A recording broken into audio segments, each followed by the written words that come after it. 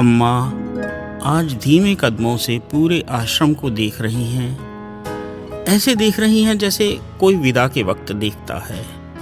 वह जहाँ से गुजर रही हैं, चिड़ियों का कलरव शुरू हो जाता है, जैसे अम्मा के लिए स्वागत गान गा रही हूँ।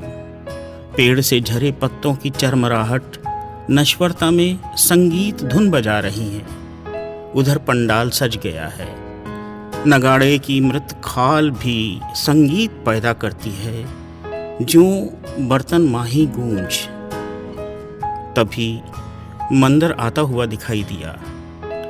माँ, सब तैयारी हो गई है, बस आपकी प्रतीक्षा है। आज मैं अपने जंगल से मिल रही हूँ, एक एक पेड़ का हाल पूछ रही हूँ। तुम भी मिल लो।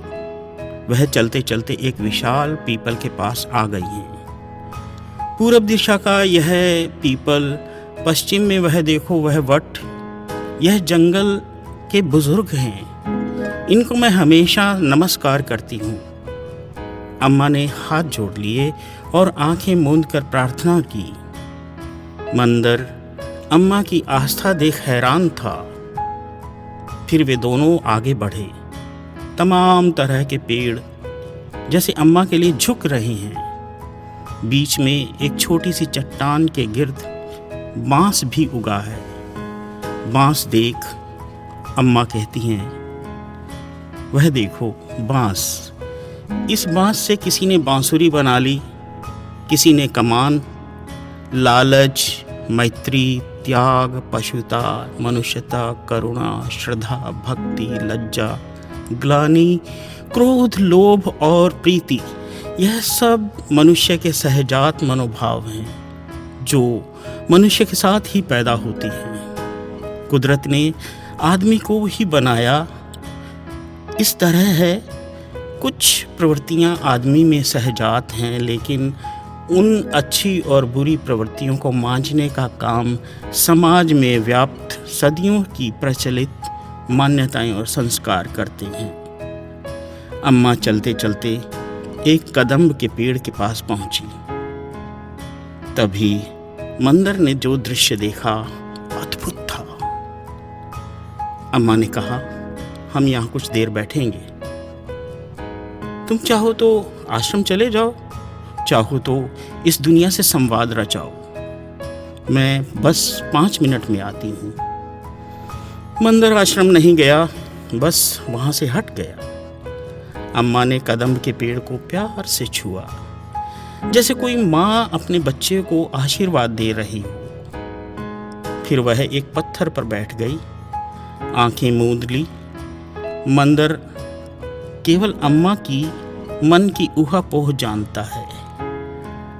आज जैसा उसने अम्मा को पहले जैसा कभी नहीं देखा था।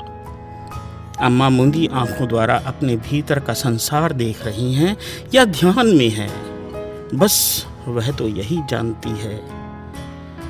अम्मा के चारों तरफ पंछी उतर आए हैं। तोते, कबूतर, चिड़िया, मैना, कोयल, सब कुछ चारों तरफ।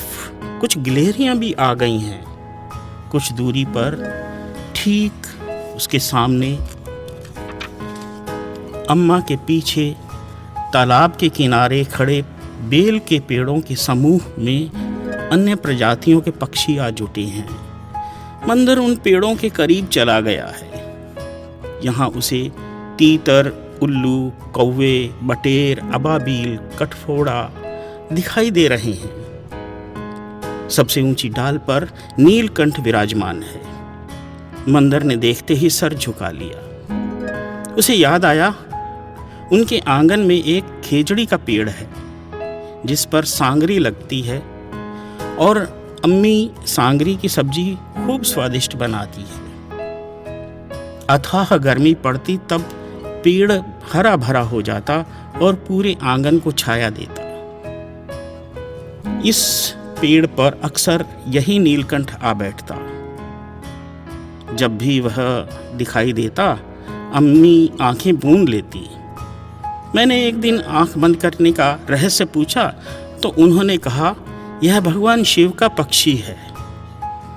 फिर वह हंसते हुए कहती है, मैं तेरे लिए दुआ मांगती हूँ, तू अपनी जमात में अव्वल लाए।